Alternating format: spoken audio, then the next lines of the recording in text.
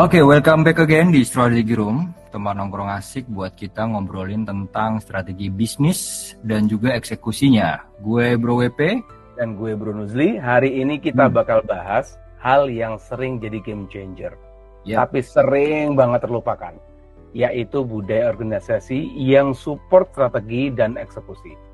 Yes bro, bener banget. Tapi ntar dulu nih, sebelum ke sana, kan kadang kita juga melihat ya bro, orang-orang yang justru baru masuk ke perusahaan, mereka datang ke perusahaan yang baru, itu kan harusnya mereka menyesuaikan diri dengan budaya organisasi yang di perusahaan baru tersebut kan, bukan malah membawa budaya sendiri dari luar. Dan ini yang menjadi culture shock baru tentunya bagi orang-orang yang memang sudah ada di perusahaan sebelumnya di situ. Karena strategi sehebat apapun nggak bakal jalan kalau budaya perusahaannya juga nggak nyambung kan? Oke bro, sebelum masuk lebih jauh nih, kita mulai dari definisi dulu. Menurut lo, budaya organisasi itu apa sih? Budaya organisasi itu kayak sebuah value atau norma atau sebuah kebiasaan dan juga tentu cara kerja ya yang dianut bareng-bareng di perusahaan tersebut secara kolektif. Dan ini tentu yang ngatur gimana orang itu saling berinteraksi, ambil keputusan, kerjasama satu sama lain. Ya kurang lebih kayak gitu sih bro menurut gue. Iya. Nah ini sekarang kita bicara nih ya. Kalau bicara masalah budaya perusahaan. Nah kalau budaya perusahaan yang sehat itu kan bikin tim kompak ya. Pasti tim kompak, komunikasi lancar, dan pastinya lebih adaptif sama perubahan. Makanya budaya ini bisa jadi fondasi yang kuat buat perusahaan untuk ngejalanin strateginya secara efektif gitu. Ya. Nah, kira-kira menurut lu nih, elemen apa saja di budaya ini yang penting supaya strategi ini bisa dieksekusi dengan lancar dan sukses tentunya, bro? Nah, menurut gue nih ya, ada beberapa elemen utama. Yang pertama itu transparansi. Semua orang di dalam perusahaan tersebut harus ngerti tujuan dan progresnya. Yang kedua itu kolaborasi, kerjasama lintas divisi, lintas unit gitu kan. Kemudian yang ketiga responsibilitas. Setiap orang pegang tanggung jawabnya masing-masing. Nggak ada namanya cerita lo yang tanggung gue yang jawab, itu kan kadang-kadang joknya begitu ya. Benar. Nah yang keempat ini inovasi. Nah budaya terbuka terhadap ide baru dan belajar dari kegagalan-kegagalan yang ada gitu. Ini penting ini inovasi, apalagi di dunia IT ya. Di dunia IT itu inovasi harga mati. Kalau nggak inovasi, ya nggak berkembang dan nggak akan lebih besar perusahaannya. Dan yang terakhir adaptabilitas, betul. Adaptabilitas, siap berubah sesuai kondisi. Nah, kalau budaya ini sudah terbangun, tentunya ya dengan 5 elemen tersebut, tentunya eksekusi itu di sisi strategi pastilah akan lebih mulus dan cepat karena it works. Gue udah ngalamin sendiri sih bro. Nah itu kalau ngomongin budaya organisasi yang mendukung strategi, ini nggak lengkap nih kalau kita bicara tentang real world case ya tanpa ngomongin Google. Bener, karena Google itu terkenal banget dengan budaya kerja yang benar-benar inovatif dan terbuka gitu ya. Jadi siapapun orang itu bisa ngasih idenya.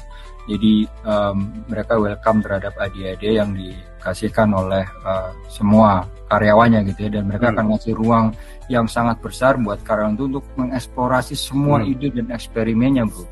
Oke, nah mereka tuh punya budaya fail fast and learn fast. Mereka bikin inovasi terus ngalir, sekaligus bikin strategi produk mereka relevan dengan kebutuhan pasar. Nah ini bahkan di era AI saat ini, mereka itu meski mengakui telat ya ikut balapan sama OpenAI, mereka telat balapan sama Anthropic, bahkan mereka telat balapan sama DeepSeek gitu ya. Tetapi kan mereka sudah setelah mengakui itu, mereka sini sudah bisa catch up nih. Bahkan barusan ya gue baca di TechCrunch ya, mereka lagi ngerilis Opal. Opal itu apa? Vibe coding tapi menggunakan visual UI. Bukan cuma lebih canggih gitu ya. Bukan cuma prompting aja, tapi desain flow aplikasinya dan apa saja konten yang ada di dalamnya bisa dikerjain sama Opal. Kita tinggal drag and drop, kita kasih panah ke sana, kemudian nanti begitu dia ngeklik button, dia akan muncul video kontennya. Nah, cuman sayangnya saat ini masih tersedia buat US aja. Nah, ini tapi biasanya nggak lama kemudian akan roll out ke seluruh dunia. Nah itu dia. mereka juga sangat menekankan kolaborasi antar tim tadi kan. Misalnya nih, mereka lewat proyek yang antar divisi atau lintas divisi ini, jadi bisa bikin produk seperti kayak yang kita pakai sehari-hari kan, ada Gmail, ada Google Maps, ada Google Gemini dan lain-lain yang memang sukses besar di pasaran gitu, Bro. Oke. Nah, sekarang kita masuk ke strategic builder nih. Khusus buat budaya organisasi yang kuat dan support eksekusi. Nah, menurut lu nih, gimana budaya organisasi yang kuat?